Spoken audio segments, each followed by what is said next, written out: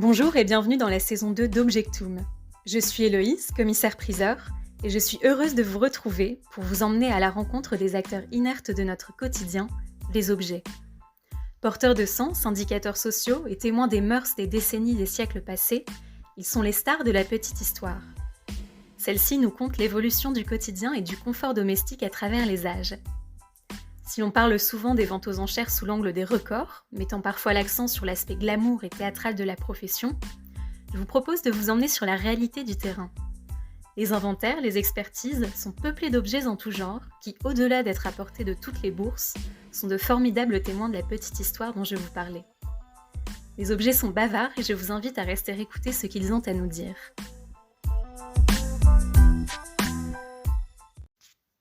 Si je vous dis Bourdaloue, est-ce que ce nom vous parle ? Il fait partie de la famille des pots de chambre, on parle aussi plus explicitement de pisse-pot ou de pot de commodité. Et aujourd'hui, le Bourdaloue pourrait être désigné comme ancêtre du pisse-debout. Historiquement, le Bourdaloue est un objet destiné aux femmes. Connu dès l'Antiquité, ce récipient ovale ou en forme de haricot est repris notamment à Delft dès la fin du XVIIe et le début du XVIIIe siècle. L'émergence de cet objet, avec la forme et le nom qu'on lui connaît, prend racine plus précisément vers les années 1720. Les bourdaloue sont alors produits partout en Europe et ce jusqu'au XIXe siècle. Le bourdaloue est notamment utilisé comme urinal de voyage, parfois présenté dans un étui et couvert. De beaux couvercles de bourdaloue ont par exemple été retrouvés dans les exemplaires produits par la Compagnie des Indes. Mais à quoi ressemble-t-il et comment le reconnaître ? Ses bords sont rentrants, il présente un fond plat et possède une anse latérale à l'extrémité. Le bourdaloue mesure généralement entre 20 et 25 cm. Attention donc, car visuellement certains le confondent avec une saucière. Il est parfois désigné comme tel sur des catalogues de vente ou sur des descriptions en ligne. Si vous pensez voir une saucière dans une brocante ou une braderie, regardez de plus près, cela pourrait être un bourdaloue. Vous pourrez l'identifier grâce aux éléments que je viens de citer. Et vous vous demandez peut-être d'où vient son nom. Le Bourdaloue tient son nom d'un confesseur célèbre sous Louis XIV, Louis Bourdaloue. Orateur dans l'âme, il était notamment apprécié pour ses sermons.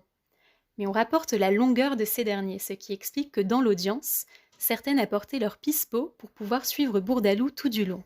Son nom est ensuite resté. En littérature, Alexandre Dumas évoque cet objet dans ses mémoires. Il explique l'origine du nom en ces termes. C'est que l'illustre prédicateur faisait de si interminables sermons que les femmes durent prendre contre leur longueur certaines précautions que nous croyons inutiles d'expliquer.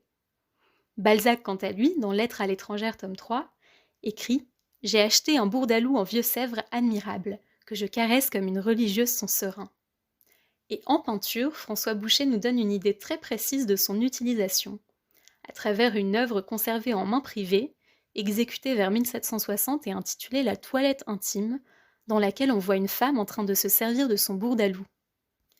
Alors nous avons parlé peinture et littérature, mais il est intéressant de préciser que le mot bourdaloue peut désigner d'autres éléments. En mode et en chapellerie, le bourdaloue est un ruban côtelé qui entoure notamment les coiffes militaires. Et en cuisine, la tarte bourdaloue désigne une tarte amandine aux poires. Elle serait née au milieu du XIXe siècle, dans un établissement situé rue Bourdaloue à Paris. Elle doit sa paternité au pâtissier Nicolas Bourgoin. Les bourdaloue qui nous sont connus et apparaissent fréquemment sur le marché sont principalement en faïence, mais force est de constater l'emploi d'autres matériaux. Le musée des arts décoratifs à Paris conserve par exemple un bourdaloue en verre de la fin du XVIIIe, début du XIXe siècle. La forme était répandue à l'époque, donc pour les modèles en faïence, on retrouve différentes manufactures françaises et étrangères sur le marché. Rouen, après Strasbourg, Marseille ou encore Delft, et on remarque également des modèles en porcelaine tendre de Chantilly ou en porcelaine de Sèvres. En termes de décors, ces derniers peuvent adopter les décors phares de la manufacture qui les produit.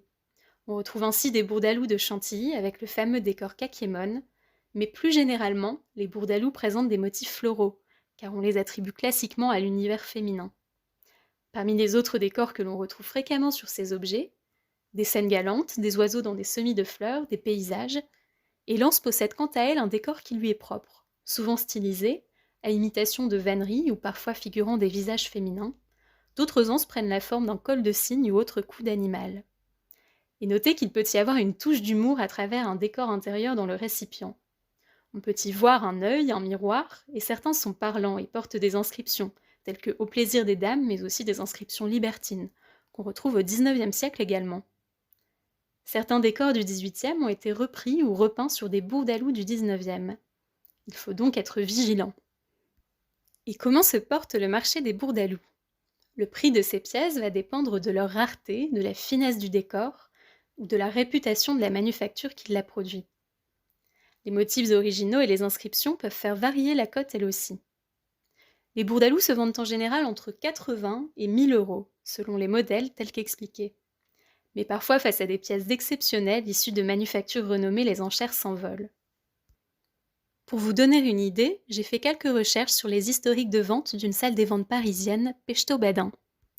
Cette salle des ventes est spécialisée dans la céramique. Sur son site, on voit des bourdalous en faïence adjugés pour des sommes allant de 80 euros à 14 000 euros. Le modèle adjugé à 14 000 euros était un bourdalou vendu en 2022. Il avait été exécuté à Vincennes vers 1750 et présentait une forme très raffinée de nautile avec enroulement. Devenus objet de curiosité, les bourdalous sont fréquents dans les ventes spécialisées de céramique. Mais ici, lorsque j'en cherche sur Drouot et Interenchères, je ne trouve qu'un modèle en vente, un modèle de Meissen, vendu en lot avec un ensemble de toilettes, proposé par une maison de vente allemande pour une estimation globale allant de 600 à 800 euros. Pour cet objet plus insolite, il faudra donc se montrer patient. Mais des modèles communs en faïence des XVIIIe et XIXe siècles se trouvent généralement pour des valeurs allant de 80 à 200 euros, le prix de la curiosité.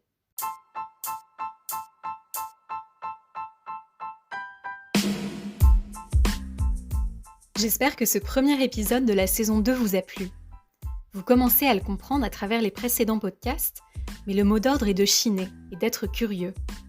Vous pouvez redonner une seconde vie aux objets qui sont dans le fond de vos placards, en découvrir ou en redécouvrir le sens et l'utilité. Mais vous pouvez aussi spontanément faire le choix d'une décoration 100% seconde main, ce que je ne peux que vous encourager à faire. Et pour chiner, ne soyez pas monomaniaque, ouvrez grand vos yeux, n'ayez pas forcément d'idées trop arrêtées de ce que vous recherchez, fixez-vous d'un budget et allez arpenter de multiples endroits où vous trouverez des pépites. Alors il y a bien sûr les salles des ventes, les plateformes Drouot et Interenchères, mais aussi les marchés de brocanteurs, les braderies de quartier, les antiquaires, les sites d'achat entre particuliers, et aussi les ressourceries solidaires telles qu'Emmaüs, Oxfam ou dans le Nord la bouquinerie du Sar. En bref, soyez curieux et patients. On se retrouve bientôt pour un prochain épisode. Si celui-ci vous a plu, n'hésitez pas à le noter, le commenter et le partager. Et d'ici là, n'hésitez pas à écouter ou réécouter les épisodes déjà disponibles sur Spotify ou sur la chaîne YouTube Objectum Commissaire-Priseur. Et pour échanger de manière plus directe, je vous invite à suivre et partager le compte Instagram objectum.cp.